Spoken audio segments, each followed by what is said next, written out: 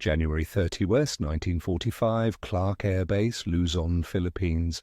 Major Frank T. McCoy's hands trembled slightly as he photographed the aircraft before him.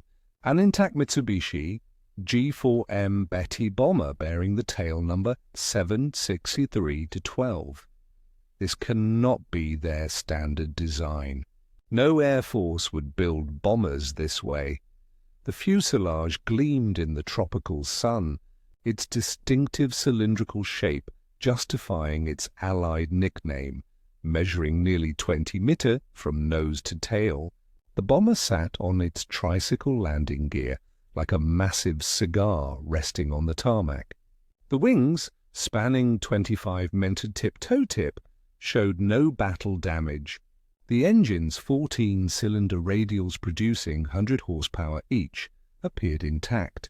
This was not a crashed aircraft salvaged from wreckage. This was a complete operational bomber abandoned by its crew during the American advance.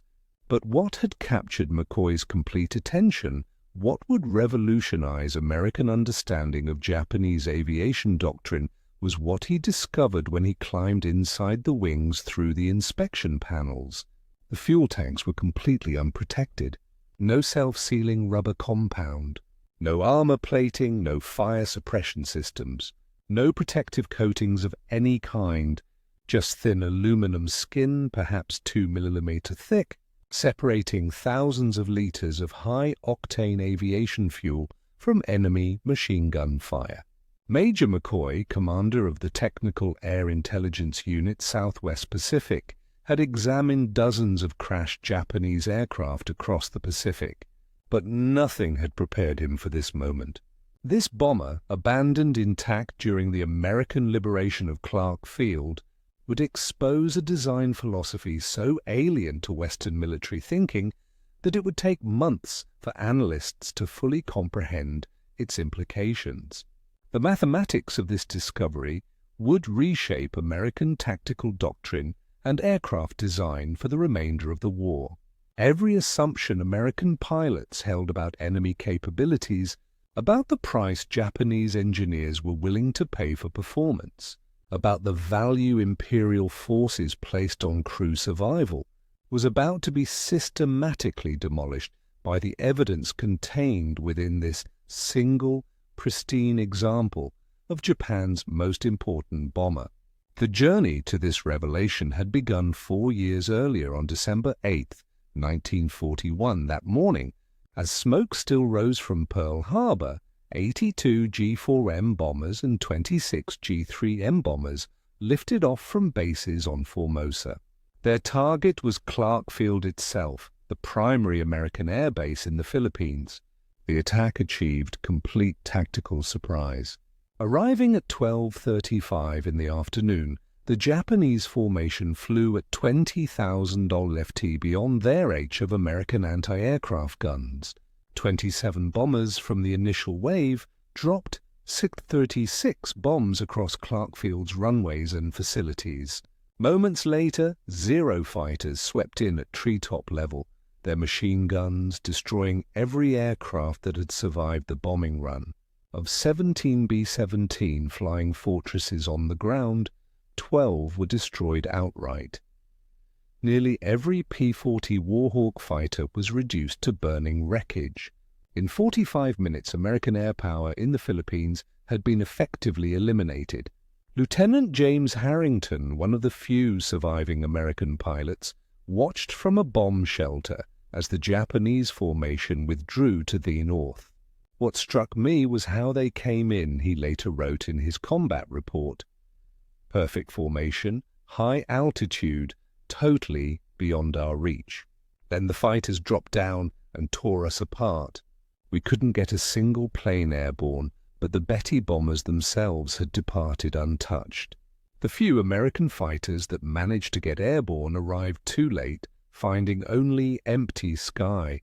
The Japanese had demonstrated their bombers' exceptional range, striking from bases 460 meters away, a feat no American bomber could match at that stage of the war. The Betty's first year of combat would prove devastatingly effective. On December 10, 1941, just 2 days after the Clark Field raid, 26 G4M bombers joined with older G3M Nell bombers in attacking Force Z, a British naval task force built around the battleship HMS Prince of Wales and the battle cruiser HMS Repulse. The attack began at approximately 12:20 in the afternoon. Japanese bombers approached in coordinated waves, their torpedo runs executed with precision that stunned British observers. The Betty bombers carried Type 91 aerial torpedoes, each weighing 840 kilos with a 215 kilo warhead. The torpedoes were designed specifically for shallow water operations, running at depths that could strike ships even in coastal waters. The torpedo attacks focused on the two capital ships with devastating accuracy. Prince of Wales, a battleship, displacing 43,000 tons and representing the newest generation of British naval power, took at least 6 torpedo hits along with damage from level bombers. The underwater explosions ripped massive holes in the ship's hull, flooding overwhelmed damage control efforts. The battleship began listing severely. Repulse, a battle cruiser built during World War I but modernized in the 1930s, absorbed at least 4 torpedo hits while attempting to evade the attacking aircraft. The ship's anti-aircraft fire claimed several Japanese aircraft but could not prevent the coordinated torpedo runs from finding their targets. The cumulative damage proved fatal. Both capital ships capsized and sank within hours of the attack. Prince of Wales went down at approximately 1320 hours. Repulse followed at approximately 1333 hours. 1 British sailors died. The survivors were rescued by escorting the destroyers. The engagement lasted less than 2 hours from first contact to final sinking. For the first time in naval history, capital ships actively defending themselves had been sunk solely by air power, while in the open sea, the G4M Betty bomber had achieved what naval theorists had debated for decades. British naval superiority in Asian waters had been shattered in 90 minutes. Across the Pacific theater through early 1942, American and Allied pilots encountered Betty bombers in every major engagement. The aircraft seemed to operate with impunity, striking targets at ranges that defied conventional understanding. They hit Darwin, Australia from bases 1,500 meters away, demonstrating reach that exceeded any Allied bomber's capability. They attacked Port Moresby from airfields across New Guinea's mountain ranges, maintaining pressure on Allied positions throughout the southwest Pacific. They struck Guadalcanal from Rabaul, a distance exceeding 600 nautical, projecting Japanese air power across vast ocean expanses. The Betty's operational range gave Japanese forces strategic flexibility that Allied commanders struggled to counter. American fighters based at forward positions lacked the range to intercept Betty bombers departing from distant bases. Allied airfields came under attack from Japanese bases that were themselves beyond Allied striking range. The asymmetry in bomber capability meant that Japanese forces could attack at will, while Allied forces struggled to retaliate effectively. This advantage persisted through the first 6 months of the war. Betty bombers participated in virtually every Japanese offensive operation across the Pacific and Southeast Asia. They struck targets in the Philippines, Malaya, Netherlands, East Indies, New Guinea, and the Solomon Islands. They supported naval operations throughout the theater. They performed reconnaissance missions that exceeded the range of any Allied aircraft. The Betty became the symbol of Japanese air power's reach and effectiveness. But the advantage depended entirely on limited Allied fighter opposition. When Betty formations could strike without interception, when they could approach targets at high altitude beyond anti-aircraft range, when they could deliver weapons and depart before fighters arrived, the aircraft was devastatingly effective. These conditions characterized operations during the first half of 1942 when Allied air strength remained limited and dispersed. But by mid-1942, the tactical picture began to change. As American fighter strength increased, as Wildets gave way to more capable Hellcats and Corsairs, as pilot training improved and tactical doctrine evolved, Betty crews began reporting disturbing losses. The shift became undeniable on August 8, 1942. 23 G4M bombers from the 4th Air Group departed Rabaul to attack American positions at Guadalcanal.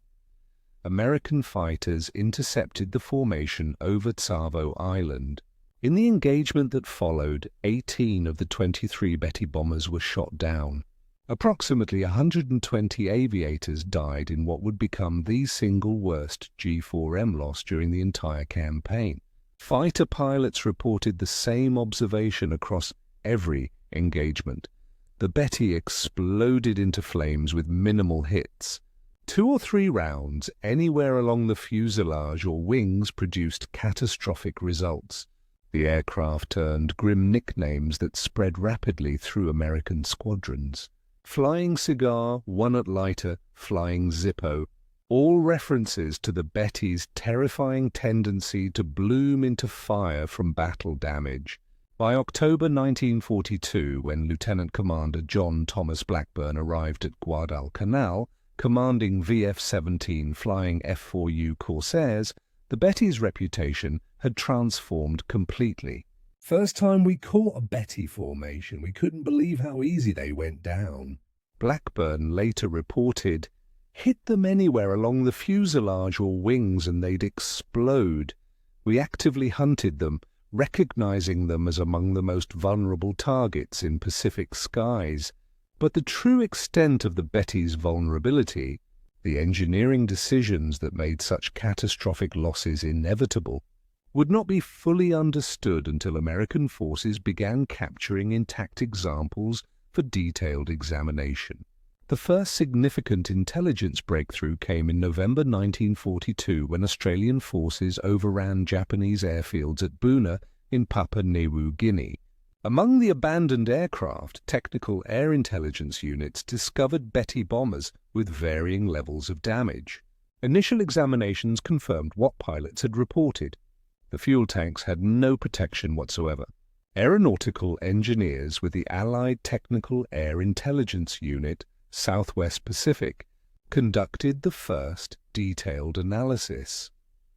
The wing access panels revealed fuel cells with no protective measures, thin aluminum construction, no rubber sealant layer, no protective coating, no fire suppression systems.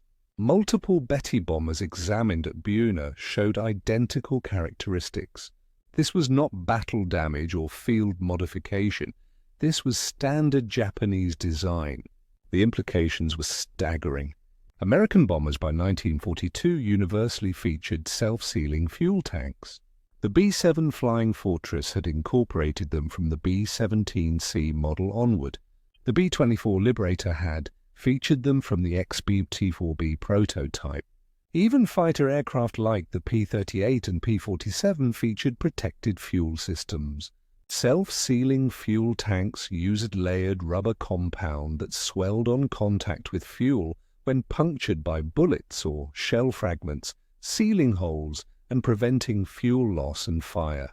The technology added substantial weight to aircraft, but dramatically improved crew survival rates. American military doctrine considered this weight penalty essential and non-negotiable. Yet here was Japan's primary land-based bomber produced in thousands, operating across the entire Pacific theater with fuel tanks that offered zero protection. The weight saved by eliminating self-sealing systems, armor plating and fire suppression equipment was immediately apparent. But the cost in crew lives becoming equally obvious in loss statistics that mounted with every engagement. The captured Betty at Clarkfield in January 1945 would provide the most complete technical analysis. Major McCoy and his team spent 3 weeks dismantling and documenting every system. Their report, classified secret and distributed to all Allied air forces, detailed specifications that explained both the Betty's extraordinary capabilities and its catastrophic vulnerabilities. The G4M model, one specifications revealed an aircraft optimized ruthlessly for range and speed. Empty weight of 6,041 kilos, remarkably light for a bomber of its size. Maximum takeoff weight of 9,500 kilos. Fuel capacity of 4,980 L distributed across 8 unprotected tanks, 4 in each wing, positioned in the wing's center section where they were most vulnerable to combat damage. Top speed of 428 km/h, or approximately 265 mph. Maximum range of 6,34 km exceeding 3,700 meters. Service ceiling of 8,500 mans, crew, complement of 7 members, including pilot, co-pilot, navigator, bombardier, radio operator, and 2 gunners. The fuel system design was particularly revealing. The 8 tanks were arranged in 4 groups of 2 positioned along the wing's longitudinal axis where the wing joined the fuselage. This placement maximized fuel capacity by utilizing the thickest portion of the wing structure. But it also positioned the tanks directly in the path of enemy fire during combat. Any attack from the side or below would inevitably strike fuel tanks. The aluminum construction provided no protection. The absence of self-sealing compounds meant that even small punctures would leak fuel continuously. American engineers calculated that the weight saved by eliminating protection systems exceeded 500 kilo per aircraft. This weight savings translated directly into additional fuel capacity and extended range. But the cost in vulnerability was equally calculable. Combat reports showed that Betty bomber ship anywhere in the wing area exploded with near certainty. The unprotected tanks created what engineers termed a critical failure point, a single system whose destruction guaranteed loss of the entire aircraft. These numbers told the story of design choices made in September 1937 when the Japanese Navy issued requirements that would define the G4M's entire existence.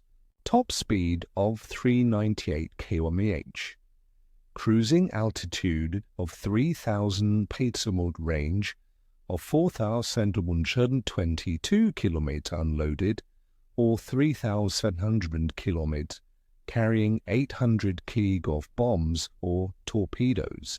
The requirements reflected Japanese naval strategy in the late 1930s. Japan's empire stretched across vast Pacific distances. Naval bases were separated by thousands of kilometers of ocean. The Navy needed bombers capable of striking enemy positions far beyond the range of carrier aircraft. Bombers that could operate from land bases to support naval operations across the entire theater. Existing Japanese bombers fell far short of these requirements. The G3M bomber, then in service, had a maximum range of approximately 3,000 kilometers. American bombers like the B-7 had even more limited range in their early variants. No bomber in service anywhere in the world in 1937 could strike targets at the distances Japanese planners envisioned. The Navy's requirements were not arbitrary. They were calculated based on the distances Japanese forces would need to cover in any future Pacific conflict. From Formosa to the Philippines, 460 meters. From Rabaul to Guadalcanal, 600 meters. From Japanese home islands to potential targets across the Pacific, thousands of miles. The bomber that could meet these requirements would give Japan strategic reach that no other nation possessed, but the requirements also reflected assumptions about future warfare that would prove catastrophically wrong. Japanese planners assumed that surprise and initiative would provide protection for long-range bombers. They assumed that enemy fighter opposition would be limited by range and numbers. They assumed that the war would be decided quickly before enemy industrial capacity could generate overwhelming force. Every assumption would prove false. The man tasked with achieving the impossible was Kiro Honjo, who led the Mitsubishi design team after taking over from Joji Hattori. Honjo had studied bomber design at Junkers in Germany during the early 1930s, absorbing European aeronautical engineering principles and manufacturing techniques before returning to Japan. He understood immediately that meeting the Navy's requirements would demand compromises that Western air forces would never accept. Honjo assembled a team of engineers at Mitsubishi's Nagoya facilities to tackle the design challenges. The team analyzed every aspect of bomber design, calculating weight budgets for every component and system. They studied existing bombers from multiple nations, identifying where weight could be reduced without compromising structural integrity. They experimented with new construction techniques and materials that might offer weight savings. The mathematics were brutally simple. To achieve their required range, the aircraft needed massive fuel capacity. Each liter of aviation fuel weighed approximately 0.8 kilo. 4,780 L of fuel meant approximately 300 to 800 kilograms of fuel weight at full load. To achieve the required speed with this fuel load, the aircraft needed minimal weight. Every kilogram added to the empty weight reduced either range or payload capacity. These two requirements existed in direct opposition. Fuel was heavy, protection systems were heavy. Armor plating weighing hundreds of kg would be required to protect crew positions and vital systems. Self-sealing fuel tanks added substantial weight through the rubber compounds, and additional structure required. Fire suppression systems added weight. Redundant safety measures added weight. The cumulative weight of adequate protection would prevent achieving their required performance. Honjo made the decision that would define the G4M throughout its service life. Protection would be sacrificed for performance. The fuel tanks would be unprotected aluminum construction, no self-sealing compounds, no armor plating around fuel cells, no fire suppression systems beyond basic fire extinguishers, no redundant safety measures. Every kilogram saved would be invested in fuel capacity, range, and achieving the Navy's performance specifications. The decision was not made lightly. Honjo understood the risks. His team calculated the vulnerabilities that unprotected fuel tanks would create. They knew that combat damage to the wings would likely prove catastrophic, but they also knew that the Navy's requirements could not be met any other way with available technology. The choice was between an aircraft that met performance specifications with known vulnerabilities or an aircraft that failed to meet requirements but offered better protection. The Navy had demanded performance. Honjo delivered performance. The first G4M prototype flew on October 23, 1939. The aircraft met every performance requirement the Navy had specified. Speed exceeded expectations. Range surpassed projections. Payload capacity satisfied operational needs. The bomber entered production as the Navy Type 1 attack bomber, with Mitsubishi building the aircraft at plants in Nagoya. Initial production models, designated G4M Model 1, began reaching operational units in April 1941. The Guadalcanal campaign exposed the fundamental flaw in the Betty's design philosophy. From August through October 1942, more than 100 G4M bombers were lost with their crews in what became a sustained bloodletting that Japanese Air Force could not sustain. The single mission on August 8 alone destroyed 18 of 23 aircraft, with approximately 120 aviators killed. The pattern repeated with brutal consistency throughout the campaign. Betty formations would depart from Rabaul, fly 600 meters to Guadalcanal, engage American fighters, and suffer catastrophic losses. August 9th saw additional bombers lost. August 10th brought more losses. By the end of August, the 4th Air Group had been effectively destroyed as an operational unit. September brought no respite. Betty formations continued striking American positions at Guadalcanal, and American fighters continued destroying them in overwhelming numbers. The mathematics were inexorable. Japanese forces needed to strike American positions to contest control of the island. Betty bombers provided the only means of delivering meaningful strike capability from Rabaul, but every mission resulted in losses that could not be replaced. October saw the pattern continue. American fighter strength increased as more squadrons arrived at Henderson Field. Pilot quality improved as combat experience accumulated. Tactical doctrine evolved to exploit Betty vulnerabilities more effectively. Japanese losses accelerated even as the number of bombers available for missions declined. By November, when the Guadalcanal campaign effectively ended with Japanese withdrawal, Betty losses exceeded 100 aircraft. Crew casualties approached 700 men dead. The exchange rate was unsustainable. Japan's most capable land-based bomber had been rendered obsolete by its own vulnerabilities, transformed from a feared weapon into what American pilots called easy meat.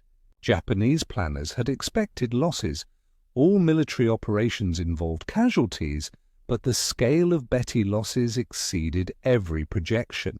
Thun-protected fuel tanks that permitted 6,000 kilometer range also guaranteed that any hit to wings or fuselage would likely prove fatal. There was no middle ground, no wounded bombers limping home, no damaged but survivable aircraft. Betty bombers either returned untouched or exploded in flames. By mid-1943, Japanese engineers recognized that modifications were essential. Starting with the 663rd aircraft produced in March 1943, 30mm rubber sheets were installed beneath wing surfaces where fuel tanks were located. These sheets were not true self-sealing tanks. They were a compromise measure, adding minimal weight while providing limited protection against fuel leakage. The modification reduced top speed by 9 km per hour. Maximum range decreased by 315 km, but crew survival rates showed no significant improvement. The rubber sheets could slow fuel leakage from small caliber hits. They could not prevent fires from larger caliber rounds of cannon shells. They could not stop explosions when tracers ignited fuel vapor. The fundamental vulnerability remained unchanged. Japanese designers attempted more comprehensive protection with the G4M. Model 3 introduced in October 1944, this variant featured actual self-sealing fuel tanks with capacity reduced to 4,490L to accommodate the leak-blocking material. The modification reduced maximum range to 3,640 km, a loss of more than 2,000 km compared to the original G4M Model 1. Approximately 60 G4M Model 3 aircraft were produced by war's end. The modification came too late and in too limited numbers to affect the Betty's combat record. By late 1944, American air superiority was so complete that no level of fuel tank protection would have permitted Betty bombers to operate effectively. The war's outcome had already been determined. The Betty's vulnerability became so notorious that American forces began using the aircraft in ways that highlighted the dangers Japanese crews faced. On April 18, 1943, the Betty bomber became the instrument of Admiral Ishizuroku Yamamoto's death in an engagement that demonstrated both American signals, intelligence capabilities, and the aircraft's fatal weaknesses. American code rears intercepted Japanese communications indicating that Yamamoto would fly from Rabaul to Bougainville on April 18th. The Admiral would travel aboard a G4M bomber with a fighter escort. 18 P-38 Lightnings from the 339th Fighter Squadron were assigned to intercept the flight. Though only 16 actually flew the mission after one aircraft blew a tire on takeoff and another suffered drop tank failures. The mission required extraordinary precision. The P-38s would fly over 400 Mach wavetop height to avoid radar detection, navigate across open ocean without landmarks, and arrive at exactly the calculated intercept point at exactly the calculated time. Any error in navigation, any deviation in timing would result in mission failure. The intercept had to occur within a narrow window when Yamamoto's aircraft would be vulnerable. The P-38s departed Guadalcanal at 07:25 hours. They flew at 50 FT above the ocean for over 400 menas, maintaining strict radio silence. Navigation was by dead reckoning and timing. The formation arrived at the calculated intercept point with precision that would become legendary in aviation history. At 09:34 hours, exactly on schedule, and exactly 1 minute ahead of the calculated intercept time, the P-38 spotted Yamamoto's formation. 2 Betty bombers flying at low altitude with 6 Zero fighters as escort, Captain Thomas Lanier and First Lieutenant Rex. Barber broke from the formation to engage the bombers while other P-38s held off the Zero fighters. Barber engaged the lead Betty bomber which carried Admiral Yamamoto. The bomber took hits to the wing area where the unprotected fuel tanks were located. The aircraft exploded in flames and crashed in the jungle. Yamamoto's body was recovered. The Toma following day, he had been killed by injuries sustained during the crash. The second Betty bomber also crashed, killing all aboard. The operation demonstrated multiple aspects of Allied superiority. American signals intelligence had intercepted and decoded Japanese communications. American planning had calculated intercept timing with 1-minute precision over 400 meters of ocean. American fighters had executed the mission flawlessly despite extraordinary navigation challenges. And the Betty bomber's vulnerabilities had guaranteed that successful interception would be fatal. There was no possibility of Yamamoto's bomber surviving once it came under attack. The unprotected fuel tanks ensured that any damage would be catastrophic. The Betty's vulnerability reached its most dramatic demonstration on March 21, 1945. 18 G4M bombers took off from Koya Air Base, each carrying an MXY-7 Oka rocket bomb beneath its fuselage. The Oka was a piloted rocket-powered aircraft with a 1-200 kilos warhead designed for kamikaze attacks against American ships. The mission required the Betty bombers to fly within 20 kilometers of their targets before releasing the Oka aircraft. The Oka pilot would then ignite the rocket motor and dive at speeds exceeding 650 km per hour toward American ships. The warhead's 1-200 kilos of explosives would destroy any vessel it struck, but the mission depended entirely on the Betty bombers surviving long enough to reach release range. The formation departed Kanoya at approximately 14:30 hours. The 18 G4M bombers flew in tight formation with fighter escort heading toward American naval forces off Okinawa. Each bomber carried an Oka weapon beneath its fuselage, adding substantial weight and drag that reduced speed and maneuverability. The bombers were even more vulnerable than usual, unable to evade or maneuver effectively while carrying the Oka loads. American radar detected the formation at approximately 100 mid-distance. F-6 F Hellcat fighters from USS Hornet were scrambled to intercept. The Hellcats reached the Japanese formation well before it approached release range for the Oka weapons. In the engagement that followed, American fighters systematically destroyed the entire formation. The Betty bombers, already vulnerable under normal circumstances, proved completely helpless while carrying Oka weapons. The additional weight prevented evasive maneuvers. The external weapon created drag that reduced speed. The unprotected fuel tanks guaranteed that any hit would be fatal.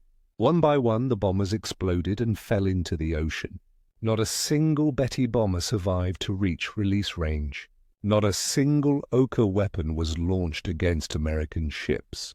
137 bomber crew members and 15 Oka pilots died in the attack.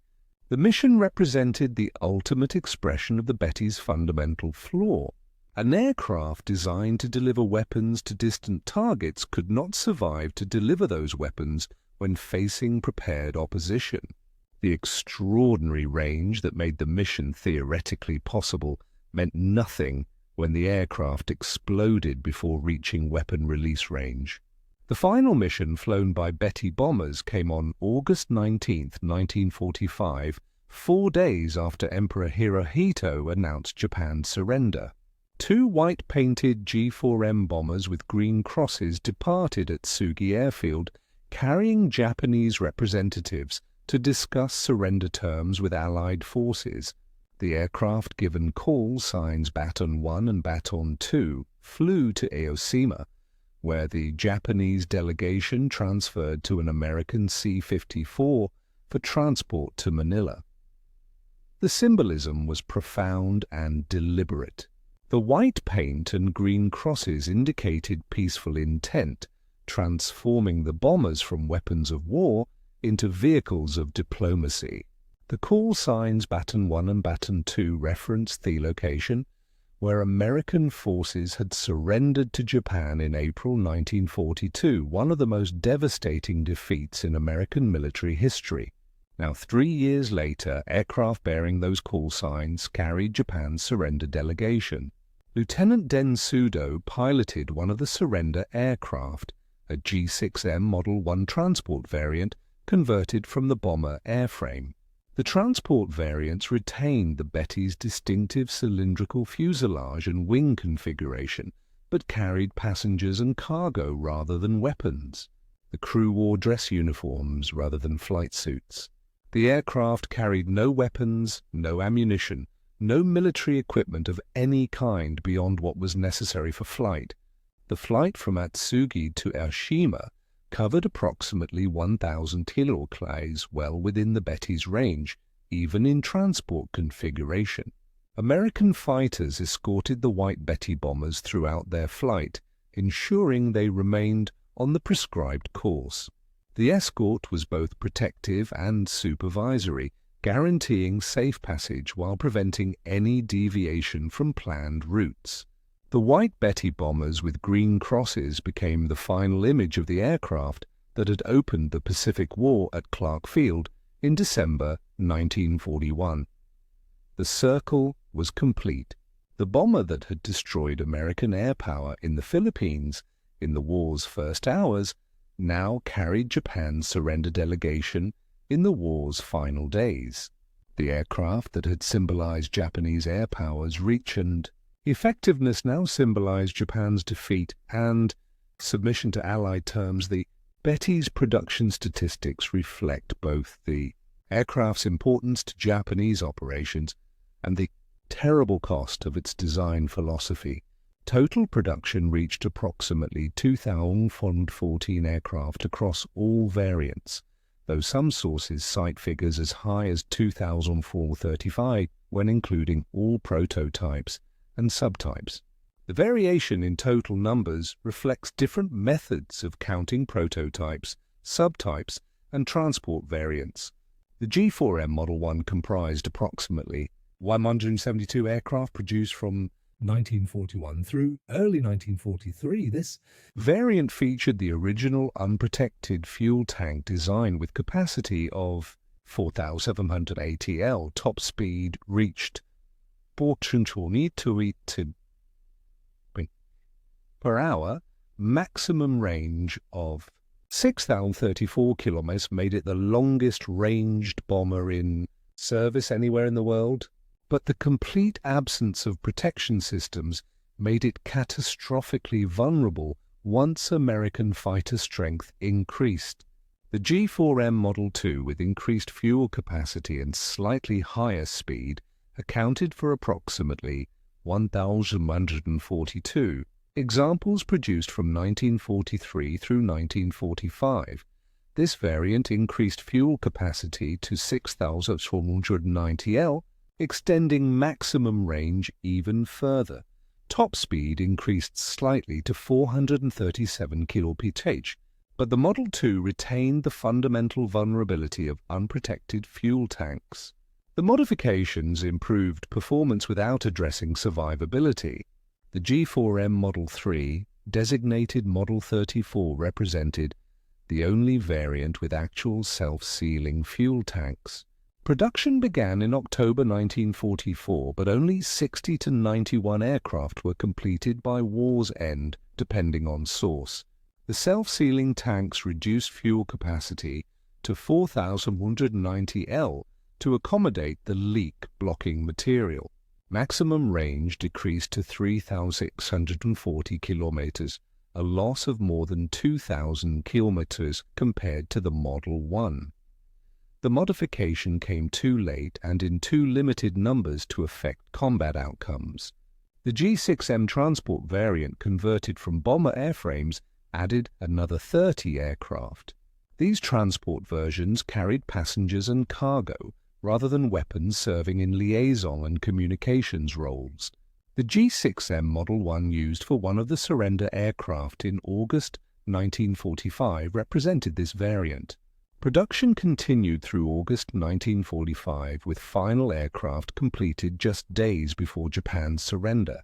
Mitsubishi factories produced Betty bombers at peak rates of approximately 100 aircraft per month during 1943. Production decreased in 1944 and 1945 as Allied bombing disrupted Japanese industry and as resources were diverted to fighter production for homeland defense. These production numbers made the Betty one of Japan's most numerous bombers, exceeded only by some fighter types in total production. Over 4 years of war, Mitsubishi delivered approximately 2,400 aircraft to Japanese Navy units across the Pacific theater. The bombers served in every major campaign, participated in every significant naval engagement, and struck targets across distances spanning thousands of kilometers. But production statistics tell only part of the story. Loss rates tell the rest. Few Betty bombers survived to war's end. The overwhelming majority were destroyed in combat, consumed by the fires that the unprotected fuel tanks made inevitable. By August 1945, when Japan surrendered, only a handful of operational Betty bombers remained in service. The aircraft that had numbered in hundreds in 1942 had been reduced to dozens by attrition that no amount of production could replace.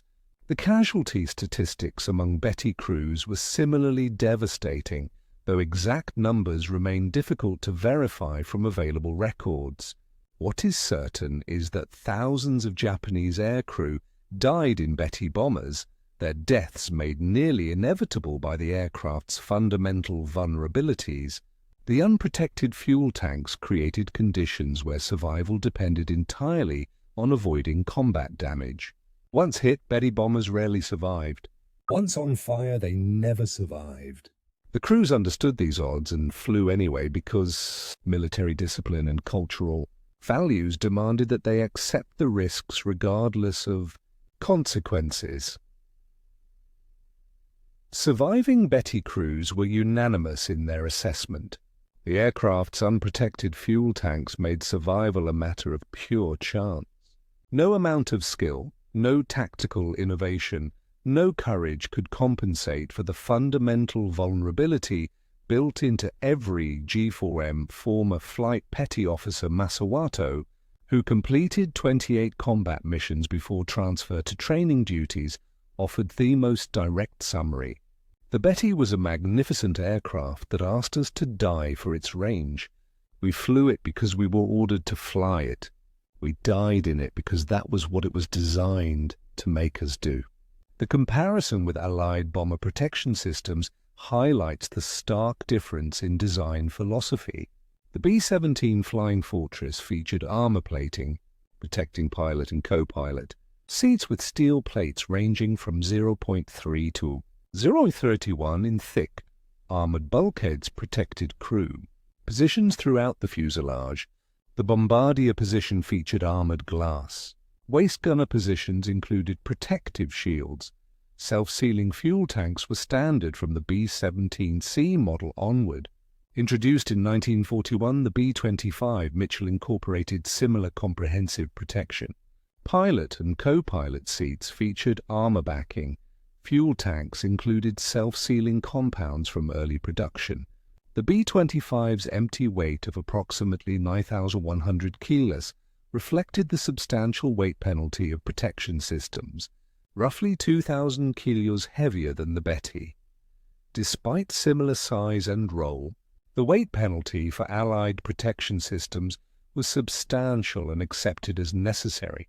American studies during the war demonstrated the effectiveness of crew protection measures with statistical precision. Body armor reduced thoracic wound fatalities from 36% to 8%, a reduction of more than 75% in deaths from chest wounds. Self-sealing fuel tanks reduced fire-related casualties by similar margins to aircraft equipped with protected fuel systems showed survival rates 3 to 4 times higher than unprotected aircraft when damaged in combat. Protected crew positions increased survival rates in damaged aircraft by providing shielding from shell fragments and small arms fire. Armored glass prevented pilot casualties from head-on attacks. Bulkheads compartmentalized the fuselage, preventing fire or damage in one section from spreading throughout the aircraft. The comprehensive approach to crew protection reflected American doctrine that trained crews represented assets more valuable than aircraft, which could be replaced more easily than experienced combat veterans. The weight cost for this protection exceeded 1,000 in most American bombers, but American industrial capacity permitted this weight penalty without sacrificing production numbers. American factories produced over 12,000 B-17 bombers and nearly 10,000 B-24 Liberators during the war. The production capacity meant that American forces could field large numbers of protected bombers without compromising capability. Japanese doctrine reached different conclusions. The Betty's design reflected a calculation that range and striking power outweighed crew survival. This philosophy assumed that achieving surprise and maintaining initiative would provide sufficient protection. It assumed that enemy opposition would remain limited. It assumed that the war would be short and decisive. All these assumptions proved catastrophically wrong. By mid-1942, American fighter strength increased to levels that made Betty interception routine. By late 1942, American pilots had learned to exploit every Betty vulnerability. By 1943, Betty formations suffered such devastating losses that missions became suicide operations. By 1944, Betty bombers could barely operate in daylight against American opposition. The mathematics of the Betty's war were written in fire and loss. Every advantage that made the aircraft formidable in early 1942 became irrelevant once sustained combat began.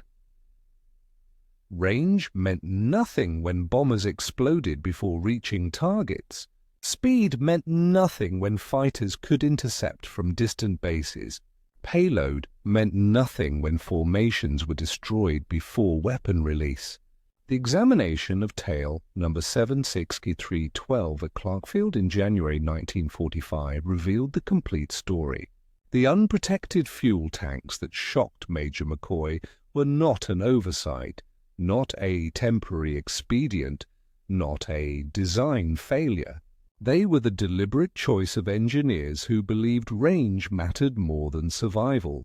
Japanese designers had created exactly what their specifications demanded, an aircraft with extraordinary range and speed, built with minimal weight, optimized for the mission requirements they received.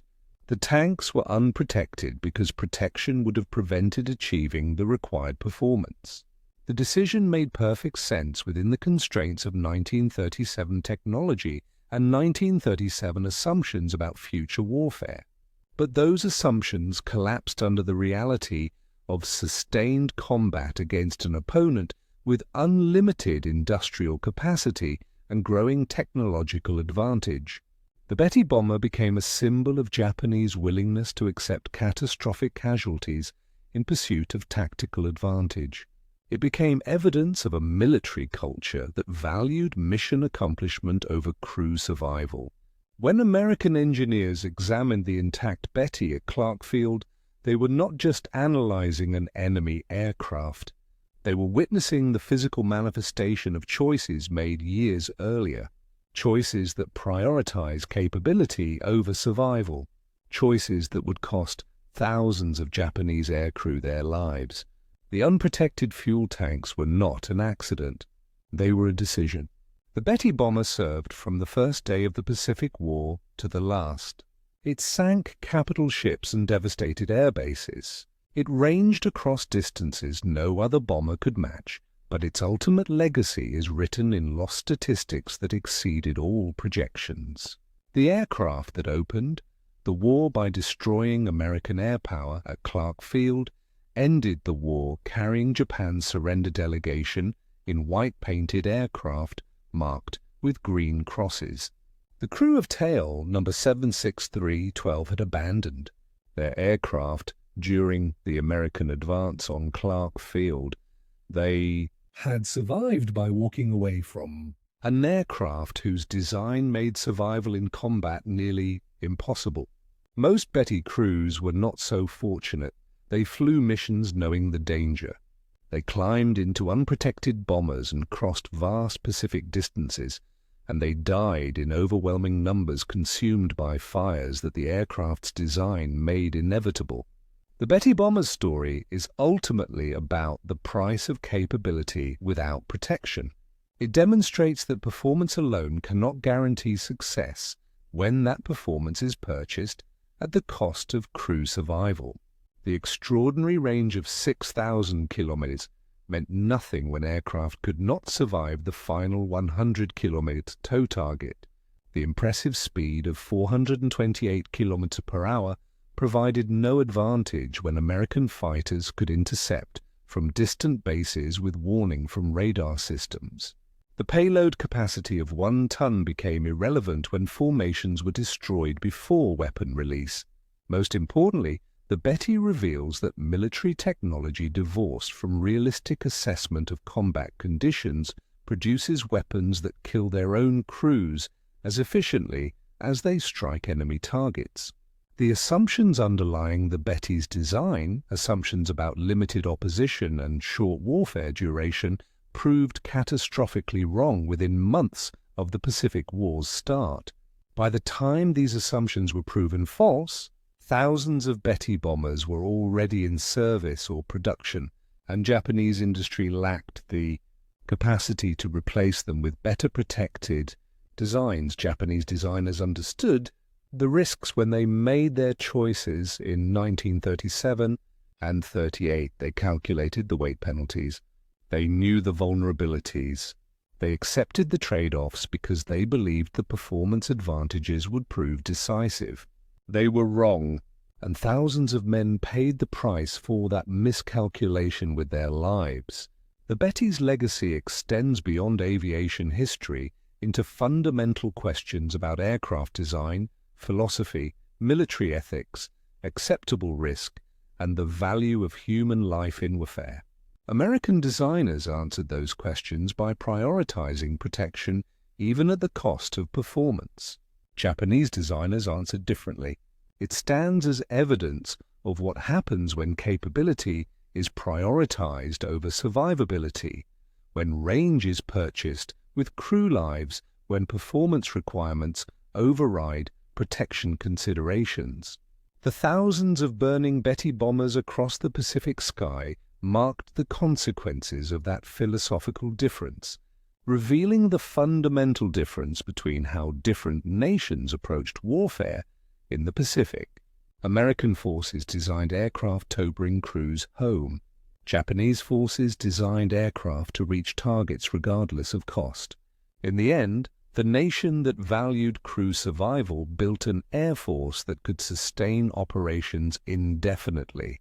The nation that accepted catastrophic casualties for performance advantages built an air force that destroyed itself through attrition. The examination of tail number 76E312 at Clark Field provided the final proof of what Allied forces had suspected for years. The Betty bomber was not poorly designed. It was brilliantly designed to achieve specific goals. Those goals simply did not include bringing Japanese crews home alive. And in that single fact lies the entire story of why Japan lost the Pacific.